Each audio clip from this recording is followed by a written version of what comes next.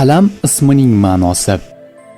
Ushbu qalam ismi asosan qiz bolalarga qo'yiladi va bu ism arabcha bo'lib, quyidagi ma'nolarga ega: qalamqosh yoki chiroyli qoshli qiz.